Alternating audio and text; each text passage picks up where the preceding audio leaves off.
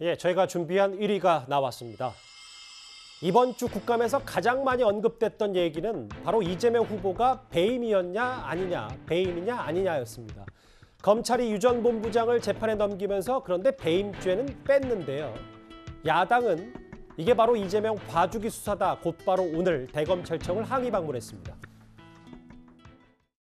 몸통을 숨기고 꼬리 자른 다음에 사건을 유야무야 덮어버리려고 하는 시커먼 의도가 그런데 저희 5명으로 지금 우리가 예의지킬 상황이 아니고 도대체 어떻게 대한민국 국민들을 이렇게 우롱하는 거예요, 검찰이요. 구속영장이 발부된 범죄 사실을 기소하면서 뺀다는 거 한번 경험해봤어요. 전례도 없는 이런 엄청난 짓을 해놓고 야당이 항의하겠다는데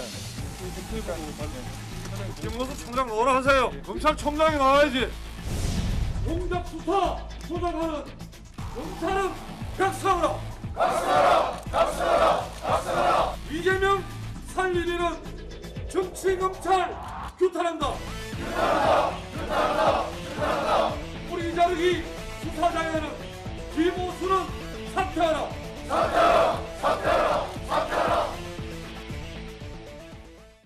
오늘 저렇게 대검찰청 앞에서 대치가 있었고 그런데 3시간여 뒤에 검찰총장이 아닌 대검 차장이 모습을 드러냈습니다. 어떤 말을 했는지 한번 들어보겠습니다. 이게 엄청난 이게 비리에 대해서 꼬리 자르기 수준이 아니라 꼬리의 털 뽑기 수준으로 사건을 덮으려 한다는 분노가 치밀어 오르는데 종관 막바지에 시간을 맞춰서 야밤에 그렇게 기습적으로 기소할 이유가 뭡니까?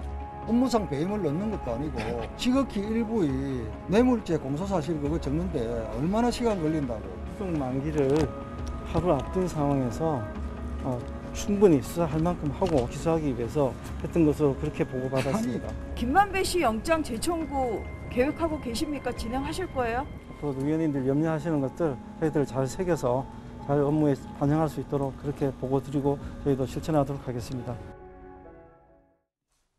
유동규 전 본부장을 재판에 넘기면서 배임죄 혐의는 쏙 뺐거든요. 이거를 오늘 대검차장이 국민의힘 의원들 앞에서 배임 혐의는 불기소가 아닌 보류다 이런 얘기를 했는데 어떻게 좀 받아들이셨습니까? 네, 일단 검찰로서는 상당히 좀 곤혹스러운 상황이 아닐 수가 없습니다. 왜냐하면 유동규 씨를 구속할 때 이 구속영장에 청구했던 이유 중에 하나가 이 뇌물죄와 이제 배임 혐의였는데 그런데 이제 수사를 했는데 오히려 구속해야 되는 이유 중에 하나로 썼던 배임이 아니다.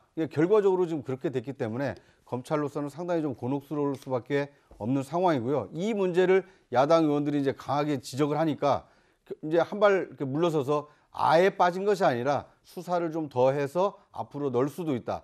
이 불기소가 아니라 보류된 것이다. 이렇게 약간 좀 애매모호한 그 답변을 한 상황입니다. 이현정 의원님. 네. 그래서 야당 의원들이 오늘 대검찰청 저렇게 항의 방문한 건 배임 혐의를 뺐으면 도대체 뭐냐. 이재명 구하기 사설 로펌이냐라고까지 얘기를 좀 하고 있거든요. 예전에 우리가 대검 중수부, 서울중앙지검 특수부 하면 정말 수사 능력이 그래도 괜찮다, 뛰어나다 이런 평가를 많이 받았습니다. 중요한 큰 사건이 있을 때 나름대로 그동안 성과도 냈고요. 근데 저는 이 개혁된 검찰, 추미애 장관과 박범계 장관을 개혁했다고 그러니까 개혁된 검찰이 이렇게 무능할 수가 있는가라는 생각이 듭니다. 무능하다는 이야기는 뭐냐 하면 지금 판사가요, 이 3가지 혐의에 대해서 영장을 발부를 했습니다. 근데 정작 기소할 때는 한 가지 혐의, 그것도 내용도 보면 구속영장에 있는 내용과 전혀 다른 걸 가지고 지금 기소를 했어요. 자, 과연 이런 적이 있었던가라는 생각이 듭니다. 그건 뭐냐면 그나마 예를 들어서 검찰이 열심히 수사를 하고 뭘 다 했는데 결과 이 정도 나왔다 그러면 이해가 되겠어요. 근데 생각해 보십시오. 그동안 20일 동안 지금 유동규 씨를 구속해놨습니다. 근데 20일 동안 나온 결과가 뭐죠? 유동규 씨 핸드폰? 아니 하루 만에 경찰이 찾은 핸드폰을 검찰은 찾지도 못했어요. 예. 안 찾았는지 찾고도 눈을 감았는지 모르겠지만 그리고 지금 성남시장 그 비서실에 대한 압수수색을 5번 압수수색만 했습니다. 그거를 김호수 검찰총장은 아니 내가 시켰는데 나는 몰랐다라고 이야기를 했어요. 예. 보통 이 정도 사건이 이렇게 되면 검찰총장이 저런 국감에 이런 데 나와서 국민한테 사과를 해야 됩니다. 왜 이렇게 초동 수사가 미흡했는지, 왜 이렇게 수사가 지지부진하게 진행되는 것인지, 증거가 왜 이렇게 확보가 안 되는 것인지 해야 되는데 지금 수사가 어느 방향으로 가는지 모르겠어요. 지금 보니까 수사팀 4분이 일어나서 수사팀들 사이에서도 지금 상당한 의견차가 있다고 이야기를 하는데. 이건 이제 일부 보도 내용입니다. 네, 그렇습니다. 그러니까 그러면 최소한 검찰총장이 국민들 앞에 나와서 뭔가 책임 있는 이야기를 해야 될 거 아니겠습니까? 근데 검찰총장 아무 이야기도 없고 정말 이런 검찰을 우리 그동안 국민들이 가져본 적이 있나요? 저는 정말 이렇게 수사 못하는 검찰은 처음 봅니다. 사실관계 확인을 좀 해볼까요? 유동규 전 본부장이 구속영장 청구했을 때 당시는 뇌물수수액이 8억이었는데 3억 5,200만 원이 됐고 핵심인 배임 혐의가 제외됐고 화천대유 대주주 김만배 씨에게 5억을 받은 것도 제외가 됐다. 이 기소장 사실관계 이렇게 할 수밖에 없었던 이유가 있었던 겁니까? 일단은 그 수사 과정이라는 것은 우리가 구속 여부나 뭐 이런 수사 과정에서 판단받는 것이 아니라 결국 수사가 잘했느냐 못했느냐 성패는 유무죄를 판단하는 재판에서 최종적으로 가려지게 돼 있습니다. 예. 그 얘기는 검찰은 기소를 할 때 공소장을 낼 때 신중할 수밖에 없는 거고요. 지금 현재 단계로서는 수사가 좀 확실히 나와서 확실히 기소할 수 있는 것만 공소장에 담고 나머지 혐의들은 추가로 수사를 해서 추가 기소할 것으로 보입니다. 예. 그리고 아직은 추가 기소가 거의 확실히 보이는 상황이기 때문에 지금 단계에서 뭐 검찰의 수사 의지라든가 뭐 이런 부분을 흔드는 것은 저는 오히려 검찰 수사를 더 지연시키는 것이라고 생각하고요. 예. 다들 수사가 잘 되길 바라고 신속하고 철저한 수사가 되기를 바라는 건 온 국민의 다 같은 마음입니다. 예. 그리고 지금 가장 체면을 구긴 건 어떻게 보면 검찰입니다. 영장에 청구를 했지만 기소조차를 하지 못했으니까요. 예. 하지만 그 기소를 못한 것이 단순히 의지가 없어서 빼기 위함이 아니라 저 김만배 5억 받았던 부분은 뭐 현금이냐 수표냐 그 수표가 뭐 남욱 변호사 사무실에서 나왔고 뭐 이런 부분들이 있어요. 그래서 그런 사실관계를 조금 더 말끔히 해소해야 되는 부분들이 있기 때문에 예. 일단은 제외가 된 거고 아직 최종적인 것이 아니기 때문에 추가로 기소되는 여부 수사되는 것도 보고 판단해도 늦지 않을 것 같습니다. 수사를 가는 중간 과정이기 때문에 그렇습니다. 이 말씀이시군요. 윤 대변인, 뭐 그럼에도 불구하고 영장 때 있었던 배임 혐의가 재판에 넘길 때 빠졌다. 이거 상당히 이례적이라는 평가는 많은 것 같거든요. 네, 이례적이죠. 만약에 영장 청구를 할 때 저런 게 들어있었는데 영장이 기각된 경우에는 뭐 죄명을 바꾸든가 아니면 일부가 빠질 수는 있어요. 그런데 영장이 발부된 경우에는 중요한 죄명이 빠지는 경우는 저는 거의 못 봤고요. 예. 그리고 또 하나 문제가 지금 부정처사 후 수뢰거든요. 이 말은 뭐냐면 애당초에 서로 간에 공모하지 않고 유동규 씨가 부정한 행위를 하고 나서 나중에 돈을 요구했다는 겁니다. 그렇다면 부정처사를 했기 때문에 배임 혐의가 인정이 돼야 되는 건데 아직까지 배임 혐의를 기소장에 넣지 않았다는 건 문제고, 또 하나는 김만배 씨 입장에서 보면 부정처사 후 수뢰의 경우에는 김만배 씨가에게 배임 혐의를 적용시키기가 어려워졌어요. 원래 애당초에 2015년도에 서로 약속을 했다 그러면 이건 당연히 김만배 씨도 배임의 공범으로 의율될 가능성이 컸는데 지금 부정처사 이후에 약속한 건 2020년도경이라는 겁니다. 그렇다면 김만배 씨 입장에서 보면 배임 혐의의 공범으로 의율되기는 상당히 어려워졌다. 따라서 해당 금액을 환수하는 것은 좀 멀어졌다. 이렇게 생각이 듭니다. 알겠습니다. 이 대장동 수사에 대한 검찰 수사가 너무 지지부진하다, 제대로 못하는 거 아니냐는 비판은 꾸준히 제기돼 왔습니다. 지난 법사위 화면 만나보겠습니다. 민주당 이재명 후보가 연루된 대장동 게이트 수사는 느림보 수사입니다. 성남시장실을 굳이 압수수색하지 않고 이 대장동 수사에 대한 법무부 장관이 판단을 한번 여쭤보겠습니다. 수사 상황 보고 받으신다고 했죠. 아주 구체적인 세부 항목까지는 아니지만 예. 전체적인 지금 의원님이 구체적으로 수사의 방법과 수단을 저에게 지적하는 것 자체가 제가 이 자리에서 거기에 대한 답변을 하게 되면 장관님, 저는 수사 지휘가 됩니다. 장관님 잠시만요. 근데 의원님께서 그렇게 유도를 하셔놓고 여기 화내는 자리가 네? 아니니까요. 저보고 수사 지휘 하라는 말씀을 하면서 동시에 수사 관여하지 말라는 그런 모순된 지금 말씀을 하고 계시는 거 아닙니까?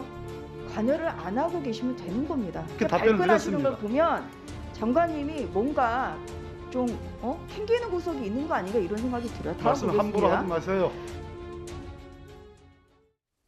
예, 법사위 화면이었고요.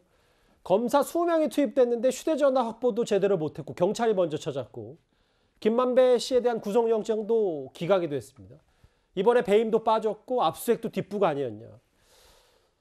다음 화면을 좀 만나볼까요? 오늘 좀 유동규 전 본부장 측에서 나온 얘기 중에 유 전 본부장은 심약한 성격이고 뇌물에 대한 경계심과 두려움을 가져서 대정부 사업에서 뇌물을 받지 않았다 이렇게 얘기를 했거든요. 어떻게 이 얘기 보셨어요? 저 이야기는 결국 이제 이 변호인도 보니까 이 검찰이 너무 약해 빠졌다는 거죠. 이제 그렇다 보니까 결국 유동규 씨마저도 이 뇌물수수마저도 이제 상당히 이제 어쩌면 조각시키려고 하는 그런 상황이 아닌가 싶습니다. 왜냐하면 지금 남욱 씨 같은 경우도 본인이 긴급 체포됐잖아요. 그런데 바로 풀려나 버렸어요. 구속도 안 되고. 김만배 씨 영장 청구됐는데 그냥 기각돼 버렸어요. 자, 그러면 유동규 씨도 다른 혐의 다 없어지면서 남은 건 뭡니까? 지금 딱 3억 8천만 원 지금 뇌물만 구속됐잖아요. 그러면 이 부분만 깨버리면 유동규 씨는 무죄입니다. 자, 그러면 변호인 입장에서 어떻게 하겠어요? 이분이 심약해서, 근데 심약한지 안 한지는 모르겠지만, 근데 이 뇌물에 대한 경계심이 너무 많아서 돈을 받지 않았다라고 이야기를 하고 있습니다. 자, 이게 참 사리에 맞는 이야기인지 모르겠지만 지금 변호인들 입장에서 보면 이 검찰의 약한 고리를 아는 거예요. 결국 이 부분만 해서 결국 확실한 증거가 없는 상황에서 이걸 하면 사실 근데 우리가 지금 정영학 그 회계사의 녹취록에 보면 뭐 뺨은 또 때리기도 하고 무슨 뭐 얼음통으로 때리기도 하고 했다는데 그런 분이 심약한 분인지는 모르겠습니다만은 어쨌거나 변호인 입장에서 보면 검찰이 얼마나 우습게 보였길래 이런 식의 전략들 짜는 거 저는 이것도 통할 수 있다고 봐요. 이런 식이면. 그리고 앞으로 시간을 끌 겁니다. 아마 검찰은. 그러면서 이제 배임 혐의 계속 하다가 그냥 질질 끌 가능성이 높아요. 그러니까 지금 이런 식의 수사 방식이라면 사실은 지금 생각해 보십시오. 20일 동안 했는데 언론에서 나온 여러 가지 증거 중에서 확인한 게 뭐 있습니까? 그동안 사실은 새로 밝혀낸 게 하나도 없습니다. 그럼 이걸 검찰을 어떻게 우리가 봐야 됩니까? 그 많은 수사 인력들, 그 말 해놔놓고 밝혀낸 게 지금 하나도 없다? 저는 이거는 어떤 면에서 보면 검찰이 단순히 지금 뭐 수사 능력 의지의 문제가 아니라 이거는 어떤 면에서 보면 가이드라인을 그어놓고 하는 수사가 아닌가라는 그 의심도 들 정도입니다. 뭐 유 전 본부장도 법률 대리인 통해서 이런 입장 밝힐 수 있습니다. 근데 장 변호사님도 이게 검찰 수사가 지금 미진한 부분을 약한 고리를 유 전 본부장 측도 파고들었다 이렇게 판단을 하세요? 저는 뭐 그렇게까지 볼 내용은 아닌 것 같고요.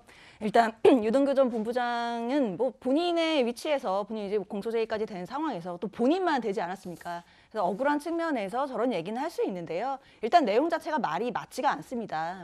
심약하기 때문에 뇌물을 받지 않았는데 김만배 씨가 뭐 수백억을 줄 것처럼 얘기를 하니까 따라다니다가 본인만 주범으로 물렸다. 이 얘기가 앞뒤가 맞지 않지 않습니까? 심약한 사람이어서 뇌물을 안 받았는데 돈을 주겠다는 말을 듣고는 또 따라다녔다는 것 자체도 말이 안 되는 거고 일단 내용 자체도 전혀 앞뒤가 맞지 않는 얘기일 뿐이고 그냥 단순히 본인들을 좀 변론하고자 하는 취지에서 했던 말로 그냥 생각하시면 될 것 같습니다. 알겠습니다.